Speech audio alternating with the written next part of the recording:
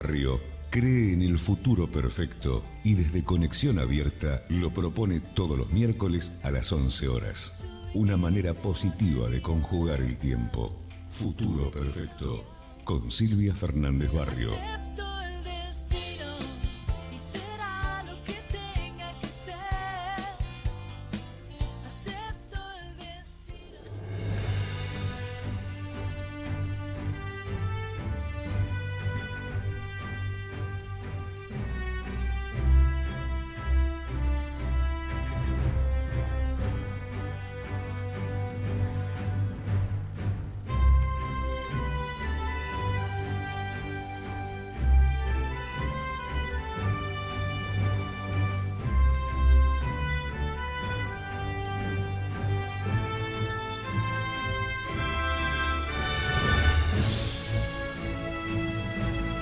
Acá estamos, Vitia, viernes a la tarde. Estamos acá en el... Viste que el viernes trae estas cosas de que uno se siente cómodo. Aparte, en este programa, no por nosotros, sino por los invitados, los compañeros que están, sirve para desasnar. Y la verdad que desasnamos tanto la semana pasada con el tema de la pobreza, que habíamos quedado en que íbamos a repetir y lo vamos a repetir, porque necesitamos seguir reflexionando en qué pasó y que se deje de mencionar incorrectamente a nuestra población que dejamos 25% de pobres. Está mal. Y hasta te diría que acepto que el actual oficialismo intente decir una barbaridad como esa, pero que lo digan los propios. Cuando lo dicen los propios, lo dicen por ignorancia. Ciertamente. Y como nosotros tenemos que intentar que la ignorancia en nuestras filas desaparezca, es que lo invitamos de vuelta a Comari, lo invitamos de vuelta a Iskovich para seguir reflexionando sobre el tema de la pobreza. Pero como si esto fuera poco, resulta que el director del observatorio de la UCA hoy sacó un artículo en un diario especializado, en El Cronista, ¿no, Iskovich? En El Cronista, efectivamente. ¿Y qué título le puso el artículo? Disculpen mi latín, yo no tuve latín en la secundaria. Claro. Había, pero yo no tuve latín. Pero le puso Epur si muove. Benísimo. Una famosa frase de Galileo, que significa y sin embargo se mueve, haciendo referencia a... Pero resulta que el amigo Comari, que está acá en el programa, ¿cuándo fue que hizo un artículo y le puso el mismo título?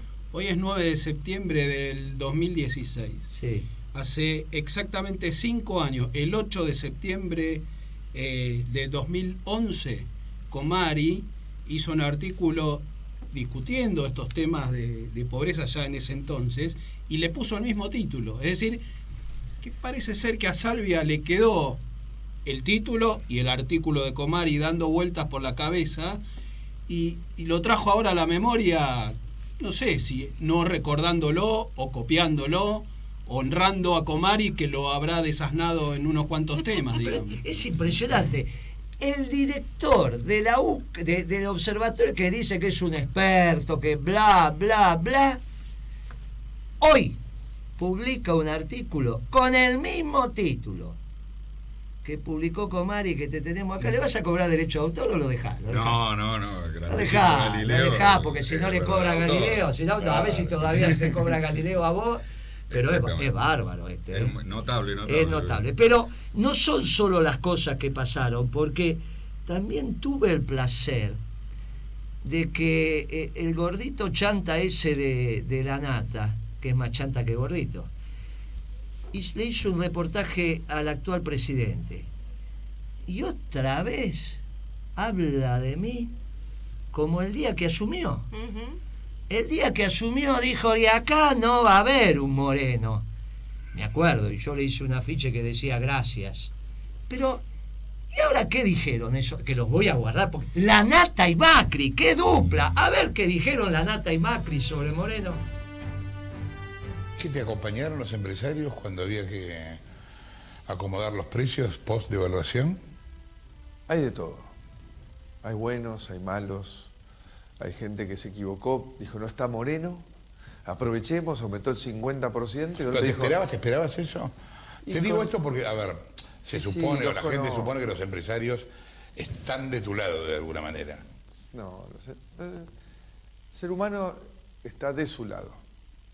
Y el empresario profundiza eso.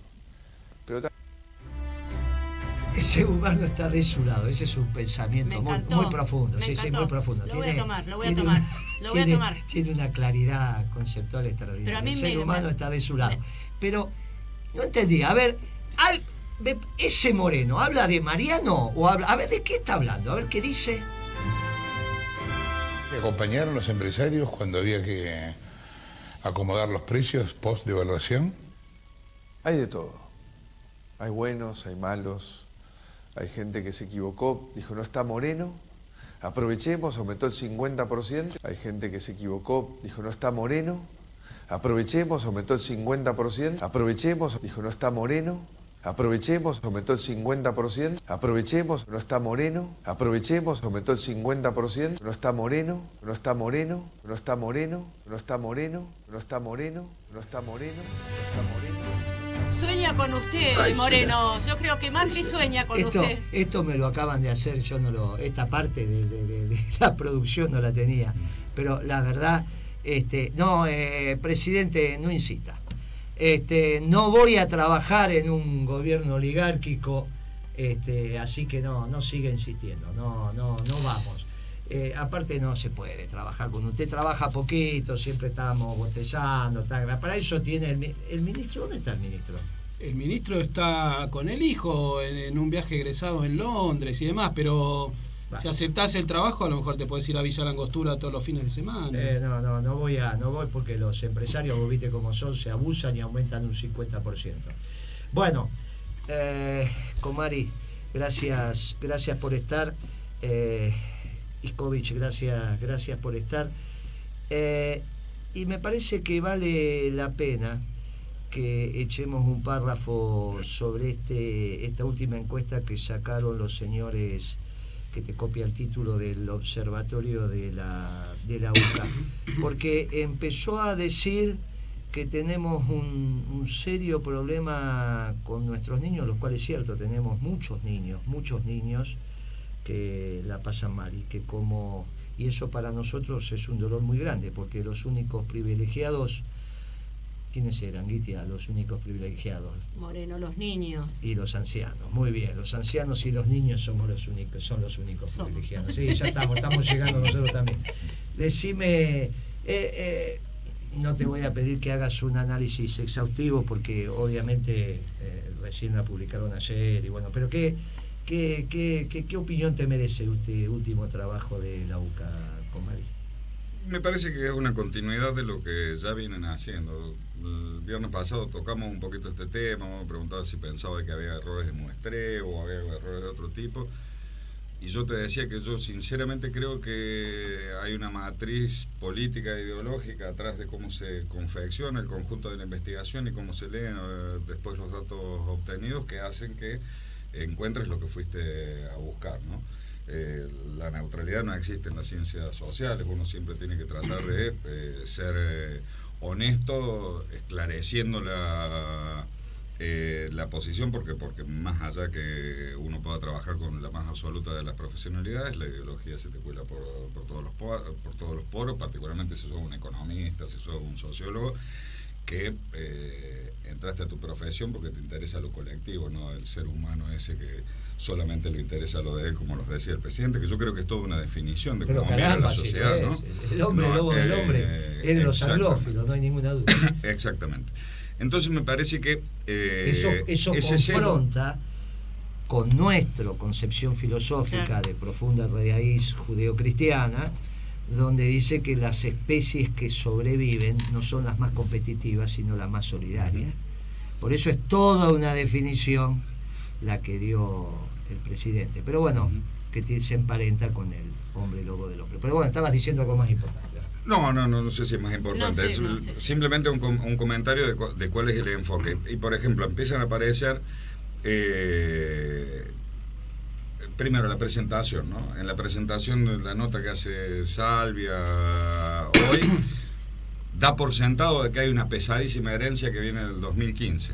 ¿Sí? Dice, nosotros hemos medido el eventual crecimiento de la pobreza que se dio en 2016. O sea, lo que pasó en el otro gobierno, que fue malísimo desde el punto de vista de Salvia, es una certeza, y lo otro está en la hipótesis o en el terreno de la eventualidad. Luego, la evidencia empírica que recogen da que, por ejemplo, casi el 50% de los niños viven en casas inadecuadas por el sistema de eliminación de excretas o de provisión de agua potable, cloacas. Tenés que haber hecho una formulación muy particular de las preguntas para obtener ese tipo de respuestas. No es consistente con ninguno de los datos, ni del censo, ni de las demás encuestas a hogares. Luego algunos indicadores que en la aproximación que he logrado tener, por ejemplo, de decir que casi el 20% de los niños tiene problemas de nutrición, conclusión a la que se llega a través de una serie de preguntas. Por supuesto que es imposible, salvo que uno sea un médico, y un médico muy experimentado, determinar la condición nutricional de una persona solamente con preguntas. La única encuesta nacional de nutrición y salud que se hizo en la Argentina se hizo en el 2004 y 2005. En ese tiempo yo trabajaba en la Universidad de 3 de Febrero, tuve el honor de conducir ese trabajo de campo para determinar la condición nutricional de las personas, además de cuestionarios. 2004 y 2005, donde no era Ana Edwin, Iskovich, estaba la Bebacua, estaban todos los que tenían que estar. Sí, pero ni siquiera no lo hacía el INDEC en ese modelo. Porque si después me deja, voy a echarle un ratito sobre lo que decía todo. Se supone que para este gobierno ese INDEC tenía de directivo lo que tenían que estar. Entonces, no, digamos, porque si no van a decir, no, bueno, la encuesta ya gobernaba Kirchner, entonces ya, no. 2004 y 2005 estaban esos chiquitos que vuelven a estar ahora. Entonces, para esa época, para estudiar la situación nutricional de las personas, además de exhaustivos cuestionarios administrados por nutricionistas que podían convertir en kilocalorías, proteínas, vitaminas, etcétera, la declaración de cuántos fideos habías comido la noche anterior. Además se tomaban todas las medidas antropométricas, se llevaba 1 centímetro y se medía el perímetro del cráneo, se hacían pesajes, se medía la estatura de las personas, y posteriormente se hacía una extracción de sangre, ¿sí?, que era examinada por bioquímicos y se obtenía desde los resultados de la bioquímica si había una situación nutricional deficitaria. Es decir, que eso lo reemplazaron supuestamente por los resultados que muestra ahora la UCA. Todo ese tipo de análisis lo reemplazaron por 2 o 3 preguntas o no sé cuántas. O 12, creo. O 12, bueno. A ver qué por lo que entiendo yo, la gente. Que tampoco fueron tomadas por especialistas, ni nutricionistas, ni pediatras, ni... Para entender, Comari, para entender. Cuando vos conduciste esa encuesta desde la Universidad de 3 de Febrero, ¿no?, porque eras miembro del INDEC, los pesaste, los mediste, le hiciste extracción de sangre y estuviste de alguna manera ordenando la encuesta con nutricionistas para transformar la comida de la semana anterior en un proceso biológico interior al cuerpo. Nada de eso vos pensás que hicieron esto, no los midieron, no los pesaron, no le sacaron sangre, pues si no lo hubiesen dicho. Lo que consta en el informe se estableció a través de 12 preguntas. Ahora casi son unos chantas. Y te diría que sí, pero como la evidencia, en realidad con muy poca evidencia, vos podés confirmar la hipótesis que ya tenés, te quedás conforme con eso. Cuando vos tenés dudas, es cuando escarbás, buscás, etcétera. Cuando vos no tenés ninguna duda, con poquita evidencia... Esa 2004-2005 que veníamos de la crisis 2001, 2002, ¿cómo digo? La verdad que no me acuerdo precisamente los datos, porque se va dividiendo la población según lo que se espera para cada edad. Por ejemplo, la incidencia de la falta de hierro es mayor en los bebés, por supuesto. Y después, cuando empieza la ingesta de carne, ya desaparece para todos. Pero la emaciación, que es la dificultad nutricional que impide un crecimiento adecuado, me parece que el porcentaje rondaba alrededor del 5%. Y no todos esos casos, el cuadro inicial es el que determina es ese cuadro. sino que es un efecto secundario de una enfermedad que se tuvo antes y que causó alguna Claro, vos lo que alteración. querés decir que por ahí puede haber problemas de enfermedades que perjudiquen la asimilación de la nutrición y que no necesariamente la encuesta te está diciendo que es por falta de ingesta, sino porque hay un Claro. problema de enfermedad de base que impide, bueno, de esto tenemos. Por ejemplo, el otro día... Y eso viniendo de una crisis importante. Tremenda. Y este tremenda. encontró, ¿cuánto? 15. Casi el 20%. Casi el 20% después de venir de una década ganada. La verdad que le volvemos a decir a esta gente del Observatorio de la UCA que si quieren tener el debate, lo tenemos. La última información que me dio la gente de Radio del Plata es que nadie se presentó para el debate, obviamente llamaron al observatorio también, nadie quiere debatir con nosotros. Será porque somos serios, porque y saben que no tienen la razón. Me encantaría que aceptaran el debate, se lo sigo ofreciendo para que debatan con nuestro equipo. Y nuestro equipo obviamente va a estar Iskovich, va a estar Comari, va a estar Ana Edwin, va a estar Pablito Feynman, voy a estar yo, y debatimos contra los que quieran, o contra todos, propios y extraños, porque como tenemos propios que también dicen las mismas barrabasadas, por ahí es importante que acepten el debate, estos rubiecitos que acepten el debate de tal manera que nuestra fuerza sepa con precisión que tenemos que trabajar para volver porque hicimos bien las cosas, no porque hicimos mal las cosas, porque vuelvo a repetir, si dejamos 25% de pobres no merecemos volver, pero como yo creo que el peronismo merece volver al gobierno, les ofrezco al debate a todos los que dicen que dejamos 25% de pobres para que discernimos entre todos y aparezca la verdad histórica. Sobre este informe de la UCA, ¿algún agregado más? No, me parece que está en la misma línea y que lo que sí me animo a hacer una prognosis, a que va a empezar a cambiar el tono de los informes a medida que lo que se esté evaluando sea más la gestión de este gobierno. Entiendo que les interese político, yo eso no lo comparto porque la realidad finalmente macera. Entonces vos podés ir cambiando y podés ir tendenciando si la realidad no se pone, pero si ayer hubo una organización que no es peronista que hizo 40, 50 ollas populares, la realidad se va imponiendo. No, sí, entonces va a ser muy difícil. Va a ser muy difícil. Yo no comparto lo que vos estás diciendo, pero bueno, lo acepto y son opiniones y lo veremos con los próximos meses. Quería mencionar en el sentido que decía Comari, en una nota que publica hoy el director del Observatorio de la UCA, que es una nota no técnica sino directamente ideológica, se felicita al gobierno, digamos, por encarar el tema después de 9 meses de gobierno y con las barbaridades que hizo este gobierno, sobre todo con el precio de los alimentos. Dice, qué bueno que el gobierno puso el tema de pobreza cero. Muy bien.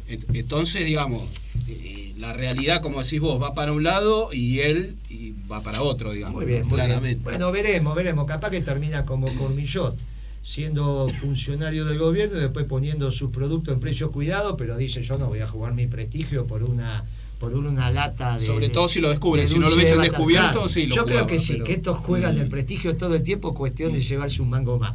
Vamos a ver cómo funciona este.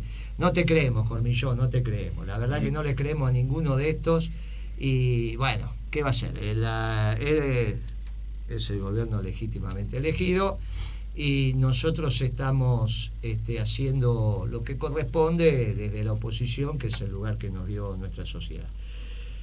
Vuelvo a insistir con la última reflexión que dejamos en el programa pasado. Si la pobreza fuera del 25% y tuvimos el problema que tuvimos en el sector externo, esto significa que nos fuimos quedando sin dólares. Y es obvio que nuestro gobierno se fue quedando sin dólares. Porque la gente consumía y hay una proporción de consumo en los productos que consume nuestro pueblo que tienen componentes o decididamente es todo el bien importado. Vuelvo a decir, o el bien es importado, por ejemplo, lámparas de bajo consumo, o tiene componentes importados, como puede ser un medicamento hecho por un laboratorio nacional, pero donde la molécula es importada. O sea que en nuestra estructura de satisfacción, de consumo, para satisfacer nuestras necesidades, o hay un componente importado o todo el producto es importado. Miremos alrededor, estamos en la cocina, miramos la cocina. Estamos viajando, miramos cómo estamos vestidos. Nos miramos unos a otros y nos empezamos a dar cuenta de todos los componentes que tenemos importados en lo que estamos utilizando, o directamente el bien que consumimos es importado. Con lo cual, cuando aumentase el consumo de la población, ciertamente que si no aumentás las exportaciones, por eso hicimos un gran esfuerzo en aumentar las exportaciones, cuando Beatriz Paglieri fue secretaria de Comercio Exterior, hicimos todas esas misiones comerciales, queríamos aumentar las exportaciones, ya veíamos cómo nos venía el proceso, estamos hablando 2011, 2012. Cuando aumenta el consumo de los sectores populares, aumentan las importaciones en el país. Una de las maneras que tenés de resolver el tema externo es generar una violenta recesión para que se consuma menos, aumentás la pobreza porque hay un montón de sectores que se caen del consumo, y vos resolvés el sector externo porque bajás las importaciones. Por ejemplo, 76. Para poner un solo. Hay múltiples experiencias en nuestra economía sobre conflictos con el sector externo que se resolvieron de esta manera. Por lo tanto, si nosotros tuviéramos el conflicto que tuvimos con el sector externo, con 25% de pobreza, para resolver el sector externo vía baja de importaciones, tenemos que duplicar la pobreza. O sea que esta economía solo sería sustentable por la armonización del mercado si tenemos 50% de pobres. Esta es una expresión, pero contundente de por qué no tenemos 25% de pobres, con un solo ejemplo. Recién estamos alcanzando el 11, 12%. Este gobierno brutal duplicó la pobreza porque multiplicó por 2 el precio de los alimentos básicos prácticamente. Lo multiplicó por 2. Lo que se compraba a 80 porque tenía el 20% de retenciones, entonces se compraba a 80. Con la devaluación y la quita de retenciones, íbamos a 150, prácticamente el doble. Entonces, cuando uno dice, mira, duplicaste el precio, duplicaron prácticamente el precio de los alimentos. Por eso duplicaron la pobreza. Y nosotros decimos que está en 11-12, que cuando lleguen las cuentas del INDEC van a estar un poco más porque creo que la van a terminar de medir. No sé si ya terminaron o están. Ahora creo que la publican ahora a fines de septiembre. Entonces le va a dar la cifra, vas a ver que cuando se le va a dar entre un 9 y un 11, van a tirar un poquito para abajo, pero les va a dar. Y van a decir, en estos números que estamos diciendo, hacemos apuestas. Y está bien, es lo que está pasando en la economía. Duplicaron la pobreza que nosotros dejamos. Necesitan llegar al 25% de pobres, porque necesitan excluir un argentino cada 4 para que los cierren los números de esta economía.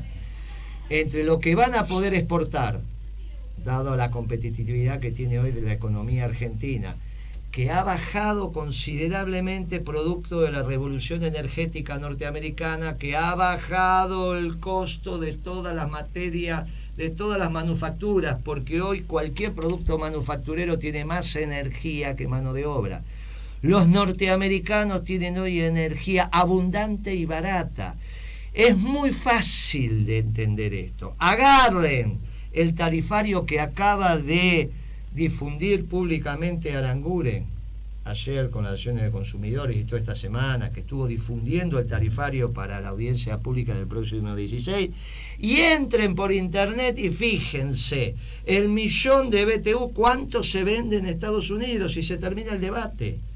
Si acá la industria nuestra lo va a terminar comprando entre 4 y 5 dólares el 1.000.000 de BTU, y en Estados Unidos está de 2.50 a 1.90, está terminado el debate.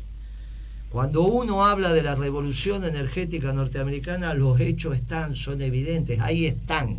Ahora, eso generó una ganancia de competitividad de la industria norteamericana vis a vis la del resto del mundo, que entre otras cosas hace que los productos argentinos tengan en términos internacionales la competitividad que tiene. Por lo tanto, ellos necesitan 25% de pobres que no consuman para tener el saldo de balanza comercial que les va a hacer pagar, entre otras cosas, los intereses de la deuda que ahora están tomando. Y dicen que nosotros dejamos 25 para decir después que no la aumentaron. Eso es lo que... Y los idiotas nuestros se prestan... Se lo creen y lo repiten. Se prestan a esta estupidez. Se prestan a esta estupidez. Porque además con 50%, si seguimos las cuentas del 25, es un país inviable. No, claro, bueno, imagínate que estamos en el 50%. Fue... Es lo que teníamos cuando, Comari. Para el 2003. Para el 2013 con 54%. Y era muy difícil. ¿Cuánto llegamos en el 2002 también? Sí. Por esa cifra. En el 2002 llegamos al 54, después fue bajando. Imagínense cómo vivíamos. Imagínense, como dijo Comari, que cuando teníamos el 30... Y el 30 fueron techos que solo se perforaron en 2 ocasiones. En el año 88, en la hiperinflación de Alfonsín, que también hubo saqueo. 89. 89. Mayo, junio del 89. Y en el año 2001. En el año 2001, la primera medición que da entre el 90, después de bajar del 30% en el 93, haber subido en el 89 hasta el 93, baja del techo del 30 y se mantiene muy por debajo del 30% hasta la medición de mayo del 2001. E inmediatamente, se produce poquito tiempo después la explosión del gobierno. ¿Con un desempleo de cuánto? Y cuando llegó el estallido de la crisis estaríamos cerca del 18-19%, la verdad no tengo exactamente el número, pero altísimo. En el 2002 ya estábamos orillando el 25% y se mantuvo esa desocupación, que es el famoso discurso de Cristina de que teníamos más desocupados que votos, porque claro. Kirchner entra en el balotaje, que después Menem se termina desistiendo de participar con el 22 y pico de votos. Es decir, que nos quieren decir que con un 25% de desempleo o con un 6% de desempleo es la misma pobreza, el 25% de pobreza. Claro. Eso es lo que nos están diciendo. Está claro. Ellos lo que dicen es... nosotros teníamos con el 25% de desocupación, después la consecuencia de eso fue 50% de pobres, pero sería el doble. No se generó ninguna modificación tan en nuestra economía que hayamos hecho nosotros que ahora pueda tener una pobreza que sea 4 veces la desocupación. Es ridículo esto. ¿Está bien? No, las modificaciones que se hicieron fueron... Para bien, no para mal. Para bien, porque en ese momento no hay sistema de protección social prácticamente. La mitad de los viejos tiene jubilación y la otra mitad no tiene. Y la mitad que sí tiene 143 dólares o 143 pesos de ingresos. No existe la asignación universal por hijo y el trabajo en negro es el 50% de la población que sí logra trabajar, ¿sí? Entonces, después, durante los gobiernos de Néstor y Cristina, en el 2006, a finales de 2006, se aprueba la moratoria previsional que permite que todos los adultos mayores en la Argentina hoy estén jubilados. En el 2009 se aprueba la asignación. Vos lo explicaste muy bien y vamos a entender la toma de decisión de los que conducían el Poder Ejecutivo. Mesa de trabajo, se le acercan los funcionarios que corresponden del área y le dicen, mire, presidente, presidenta, tenemos un problema en la pirámide poblacional, en la base, y tenemos un problema en el vértice. Entonces el presidente pregunta, ¿y en el vértice qué tenemos? ¿Y qué le contesta el funcionario? Y tenemos la mitad de los adultos mayores sin jubilación. Y entonces el presidente o la presidenta dice, ¿cómo vamos a tener la mitad de nuestros adultos mayores, que nosotros le decimos ancianos, nuestros viejitos, sin ingreso? Así es. ¿Y cómo se soluciona, Comari, suponiendo que hubieses estado ahí? ¿Y vos qué le hubieses dicho? Y algo similar a eso. Le Hay que hubiese hacer dicho, una jubilación para la gente. Y hay que darle una jubilación, presidenta, no importa si aportar. No le digo que le demos una jubilación, pero démosle algo, porque aparte eso mantiene el consumo, dinamiza. Compran alimentos, compran medicamentos, compran ropa. Y hacia la dignidad de Y el mundo lo tenemos complicado, y entonces, ¿y qué decisión tomó el Poder Ejecutivo? Fueron para adelante, pasamos a tener todos los adultos mayores jubilados. Muy bien. Y después, seguramente en otra reunión, antes o después, le dijeron, mire, presidente, presidenta, tenemos un problema ahí abajo, tenemos un problema con los niños. ¿Cómo que tenemos un problema con los niños? A ver, ¿qué es lo que pasa con los niños? ¿Y qué pasaba? Y la mitad de los chicos no tenían asignación familiar, porque solo la mitad de los chicos eran hijos de hogares donde uno de los adultos trabajaba en blanco y recibía la asignación del salario familiar, o tenía ingresos suficientes para que lo descontaran de ganancia, que es otra forma donde el Estado te da un dinero por Está bien, sea por descuento, o sea por descuento, porque te lo da en un caso al Estado no le entra por recaudación, en el otro caso le entra y lo devuelve. La mitad de los niños tenían salario familiar y la mitad no. ¿Y cómo lo resolvemos entonces, Comari? Salario familiar para todos y se les dio la asignación universal por hijo. O sea, que resolvimos el tema de los adultos mayores, resolvimos el tema de los niños, le dimos ingreso para que consuman, pero aumentó la pobreza. Es raro, ¿eh? Es imposible. Es raro, son raros esto de Te faltó lo de los salarios, ¿no? Los salarios aumentaron siempre por encima de la inflación, digamos. O sea que los que ya tenían una remuneración mantuvieron y aumentaron su poder adquisitivo. ¿Y cómo sería esto? ¿Cómo podría ser posible que Sáenz diga que en realidad las chicas se embarazan para cobrar la asignación si no les alcanzaba? Margarita Barrientos dijo eso también. Bueno, pero pongámosle sample, No, pero Bueno, pongámosle. O sea, ¿cómo podría ser que alguien tome la decisión de embarazarse si no le sirve para nada? O sea, que Sáenz está reconociendo que para algo alcanzaba. Porque si no, ¿cómo vas a tomar esa decisión entre trabajar y embarazarte? Sí. Porque esa barbaridad fue la que dijeron. Sí, me estás pidiendo que interprete una cabeza que es muy difícil. Sí, la cabeza de un radical, sí, son radicales. Es muy difícil. Pero lo que quiero significar con esto, que todo al mismo tiempo no se puede. No se puede, mirá lo que hay pasa. Que tener coherencia. O dice, mire, no, ¿sabe qué pasa, pueblo argentino? Las chicas no quieren trabajar y se embarazan porque con eso tienen un montón de plata que les permite vivir sin trabajar. O decir al mismo tiempo, no, la asignación universal por hijo se las da, pero igual están en la pobreza, más pobreza que puede generar un gobierno peronista, de tal que terminamos en 25%. Todo al mismo tiempo, muchachos, todo al mismo. Y lo que más me entristece es que lo repitan los nuestros. Eso es lo que, porque si lo dijeran ellos, bueno, es la lógica de la confrontación política. Ellos dicen que la herencia que recibieron es un desastre y nosotros le decimos que son un desastre gobernando. Pero que lo digan, que los uno de los nuestros lo diga. Ibas a comentar sobre el contexto, Comari. Una sobre el contexto, pero te voy a tratar de continuar tu reflexión y después vuelvo a eso. Aceptar esa hipótesis significa decir que los dos gobiernos de Cristina no sirven para nada.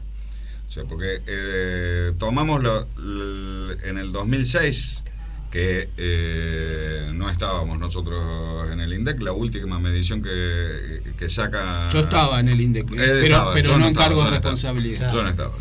Estaban los mismos directores que están ahora, digamos. Estamos los funcionarios macristas dentro de nuestro gobierno. Te digo, yo no estuve nunca. Vos no yo no estuviste estuve nunca. nunca. Si no tenemos un lío bárbaro. No, vos estabas cerca, vecino, pero no estabas en el INDEC. Yo estaba. Cuando yo todavía no había entrado en el INDEC. En el 2006, la última pobreza que mide el INDEC es 26,9% para el segundo semestre de 2006. ¿Sí? Entonces, para redondear, 27%, si en el 2007 Cristina asume con 27% y se va con 25%, se pasó 2 periodos de gobierno para bajar solamente 2 puntos la pobreza. O la subió, según el observatorio. O la subió según el observatorio.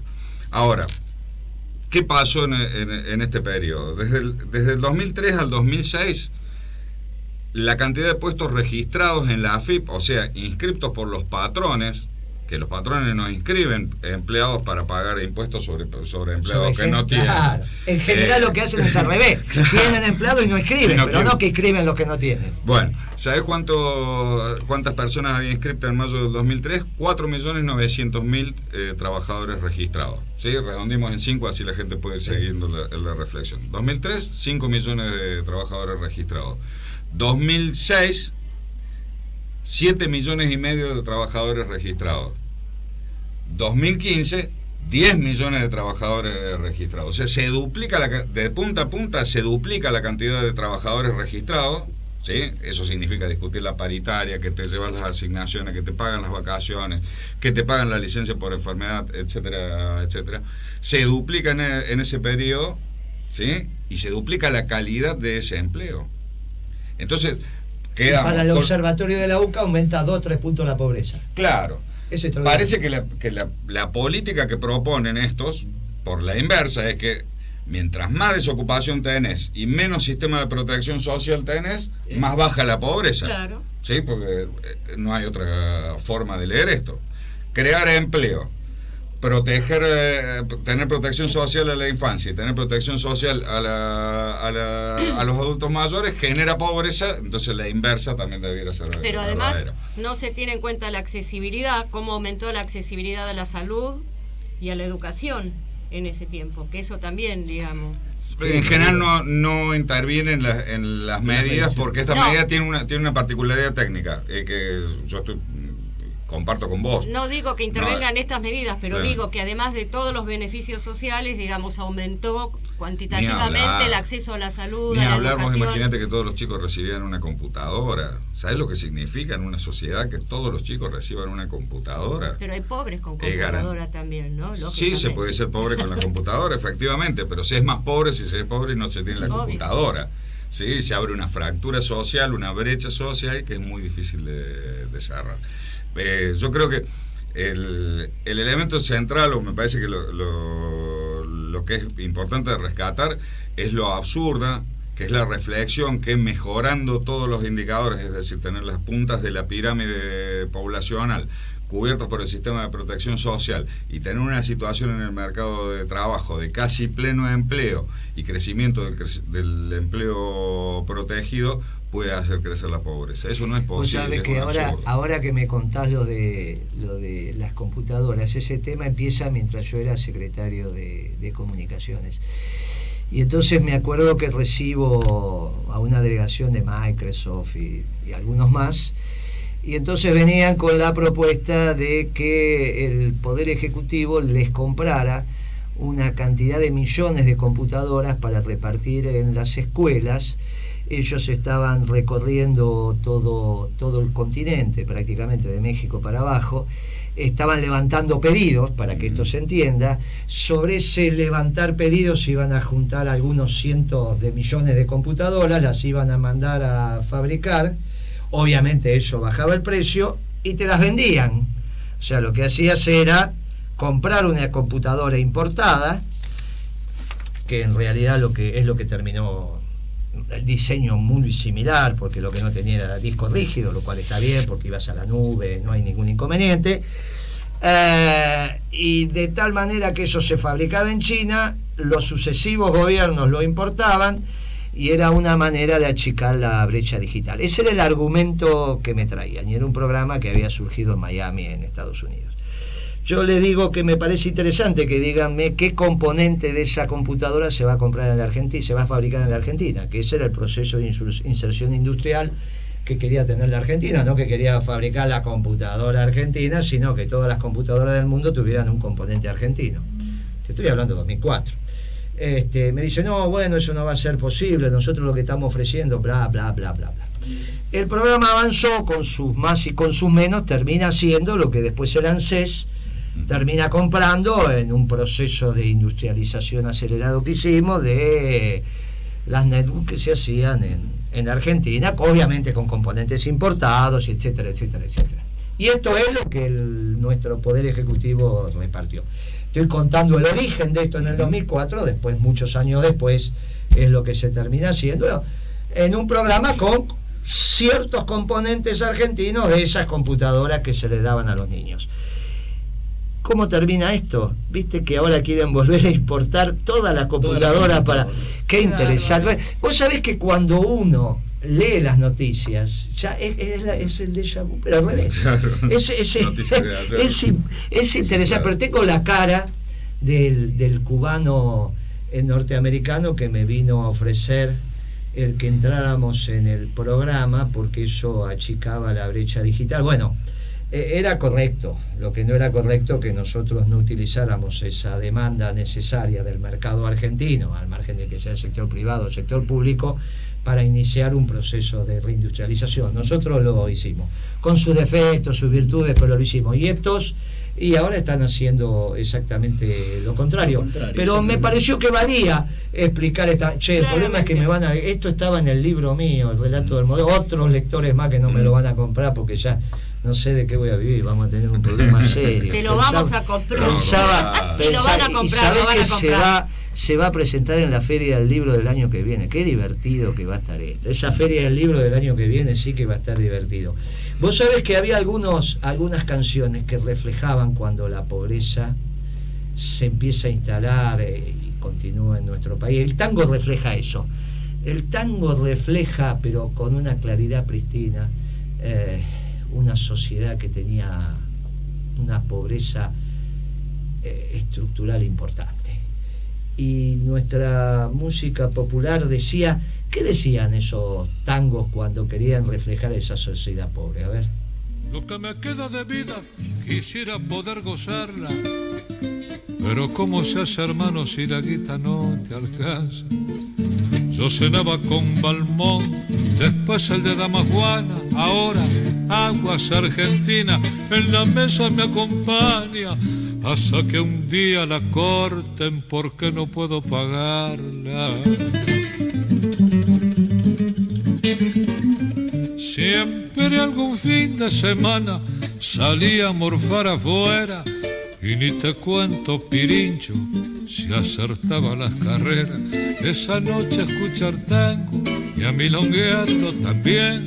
Ahora bailo en la cocina con un disco de Gardel. Cómo ha cambiado la mano si es cosa de no querer.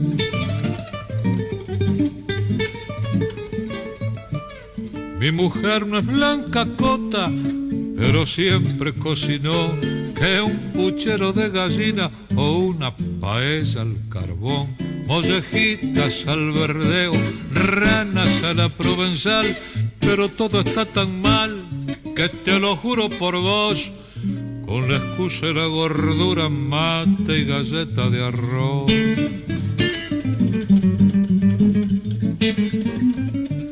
Entre mata y cigarrillo, pegado al tubo esperando que suene pa' algún laburo, la tarde se fue pasando. Y cuando suena ya tiene, oigo una voz de mujer que me dice dulcemente y muy buena entonación: si no pagan no hay más tubo de parte de Telecom.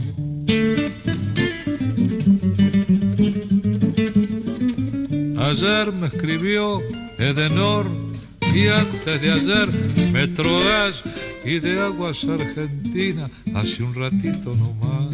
Esta noche juega Racing con Colón de Santa Fe. Según me dijo José, lo dan por televisión. Yo creo que mi asesino se llama Cablevisión.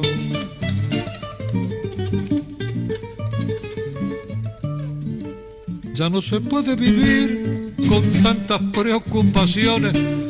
Cada día extraño más la niñez, los sabaniones, la comida de la vieja, el barrilete, el potrero, el primer viaje pa' Herli, la billarda y el valero. Esos años tan felices, qué rápido que se fueron. Antes era quien vio un mango, viejo Gómez, y ahora es avanza la milladura.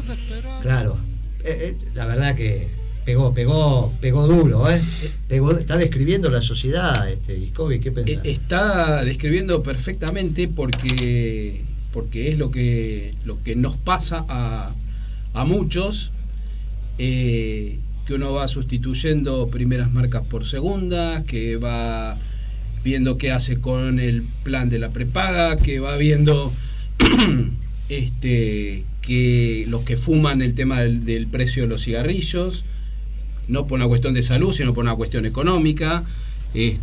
Va describiendo cada una de las cosas en las que los hogares argentinos tienen que ir guardándose o privándose de comprar cosas a la fuerza, digamos. Y toca el tema también, tema de mi mayor interés, no de Racing, pero sí de fútbol. Sí. Bueno, por ahora en Capital y en Gran Buenos Aires se puede ver, digamos, en el interior lo ven por cable, todavía sin pagar un adicional. Vamos a ver qué pasa el año que viene, ¿no? Vamos a ver qué pasa el año. ¿Cuáles son tus previsiones, Comari, sobre cómo va a evolucionar el tema de la pobreza, el tema de la indigencia? ¿Qué escenarios tenés? Lamentablemente son todos pesimistas. Veo un gobierno que va para el lado del ajuste que vos describías, para el lado, no necesariamente un ajuste en el presupuesto público, porque siguen teniendo cierto problemita para manejar las cuentas fiscales, y en vez de achicar el déficit lo han logrado incrementar. ¿Y cómo no lo van a incrementar si bajaron la recaudación? Porque regalaron las retenciones, hicieron un montón de cosas más. Bueno, es que ese es el componente central de por qué se distribuyó la riqueza. ¿A dónde arranca la distribución de la riqueza? ¿De dónde la sacás? ¿Sí? Durante los años del kirchnerismo, los 12 años, el 52% de la riqueza de lo que recaudaba el Estado provenía de los impuestos que pagaban los sectores más altos. Al sacar las retenciones, esa relación debe haber pasado a ser el 40%. Eso directamente ya causó este aumento que describíamos del precio de los alimentos, que ha tenido más impacto en la indigencia todavía que en la pobreza. Ahora, en la medida que los ingresos de sectores fijos, ya sean jubilados y asignaciones y salarios, por supuesto, no sigan la dinámica de los precios, cosa que no están haciendo, el sistema de servicios públicos se deteriore, digamos, o no se amplíe para compensar eso que le falta a la gente porque ya no lo puede comprar, y encima aumenta la desocupación porque la recesión va creciendo lamentablemente y no tiene visos de parar en lo inmediato, y nos da una perspectiva de pasar de multiplicar por 3 por lo menos para fin de año, principios del año que viene, los niveles que dejamos nosotros. ¿Vos qué pensás, Icovich? Hay una estadística que el INDEC no volvió a publicar desde que está Todesca, que es el índice salario. No lo publica como índice salario, pero sí publica una serie de los salarios privados y los salarios públicos. Falta el salario informal y hacer el índice general. Desde noviembre hasta julio, digamos, aumentaron 21% los salarios privados y 19, casi 20 los salarios públicos, digamos, con un aumento de precios en ese lapso de 30%, 31, 32, Estás hablando en el año para que la gente no confunda con el anual, ¿no? Exactamente. Desde de noviembre, digamos, lo que va de 2016 más el mes de diciembre, digamos. Sí. Bueno, los salarios siguen perdiendo. Sí, siempre el agravante de que los alimentos. Claro, eso es. Esa es Claro. otra cosa que iba a decir. Claro. En todas las mediciones mensuales del IPC, por supuesto, excepto el mes que aumentaron las tarifas y demás, pero sacando eso, siempre lo que más aumenta son los alimentos. Siempre lo que más aumenta son los alimentos. Incluso en agosto, si uno mira el índice de Córdoba, el alimento le da 1,26. Después, como tiene algunos elementos negativos, más tarifa, le da ese 0,28, 0,30. Exactamente. Que no digo que esté mal, digo, lo que necesariamente tienen en la calidad de vida un trabajador o los que reciben ingresos populares es la comida. Y la comida le sigue aumentando porque es un gobierno oligárquico. Y esto es así. ¿Querías decir algo, Gitia? Sí, digamos, crudo y sencillo. ¿Qué es esto? Hambre. Hambre que nos preocupa y nos subleva. Fundamentalmente hambre y, en segundo plano, empobrecimiento de los sectores medios. Y por eso estamos. Así estamos. ¿Por qué los nuestros, y lo vuelvo a repetir, por qué los nuestros algunos de los nuestros compran ese argumento y lo reproduce Navarro ahí en C5N?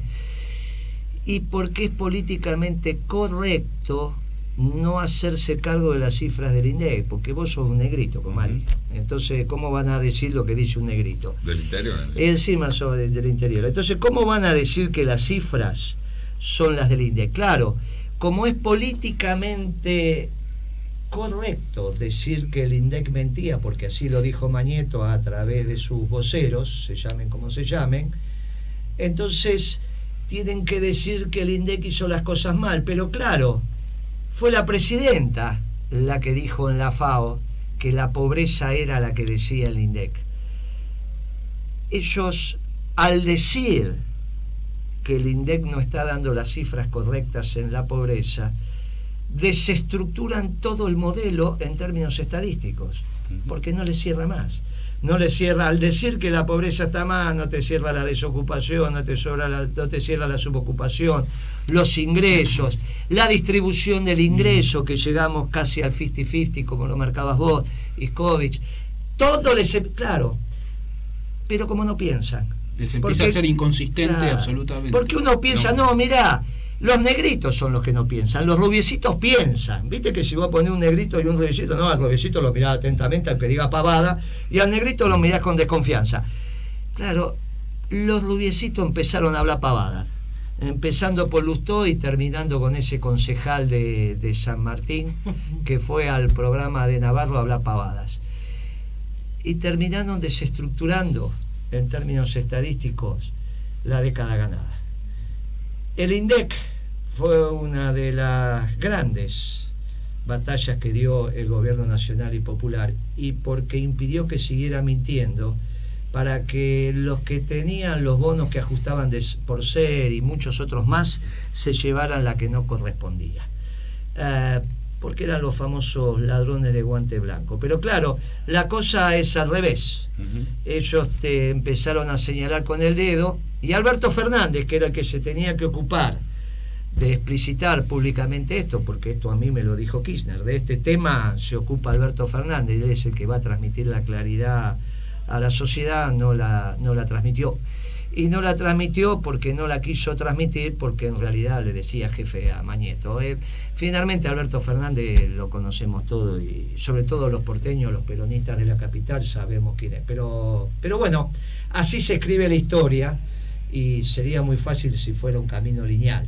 Pero no es un camino lineal. La construcción de la felicidad del pueblo y la grandeza de la patria tiene un sinuoso camino, que si lo pones horizontal, el sinuoso camino no son más que subidas y bajadas. Bueno, en algún momento encontramos el valle y volvemos a subir, y en eso estamos. Y como estamos en eso y festejamos, y es viernes, dos temas. Algunos de los múltiples oyentes que se comunican nos dicen dónde comprar libros. ¿Dónde compran libros del peronismo? Bueno, se va a llevar a cabo este fin de semana hasta el 11 de septiembre la Feria del Libro de temática peronista, organizado por el Museo Evita, entre las 14 y 21 horas en la FINUR 2988, con entrada libre y gratuita. Eso Capital Federal. Sí, es ya. en Capital Federal. Y ahora entonces que llegaste el viernes, terminaste de trabajar, ¿a dónde van a festejar? Y nosotros nos vamos a comer una picadita a lo de Néstor, en Bolívar 548 entre México y Venezuela. Les mando un abrazo grande. La pobreza es la que dijo la presidenta, la pobreza es la que dijo el INDEC. Lo demás son como la fusiladora. Son como la fusiladora. Todas mentiras. Ellos no querían que quedara nada del peronismo. Prohibieron mencionar a Perón. Estos no quieren que quede nada de la década ganada. Entonces dicen que dejamos 25% de pobre, porque ¿cómo mirás a tus hijos si dejaste un argentino cada 4 en la pobreza después de haber trabajado 10, 12 años? Esto es lo que quieren. La metodología cambió, pero el fondo es el mismo. Que no queden ni rastros del peronismo. Pero acá estamos, haciendo peronismo explícito. Nos vemos en la hora de Moreno el viernes que viene. Gracias a todos, buen fin de semana. Bueno.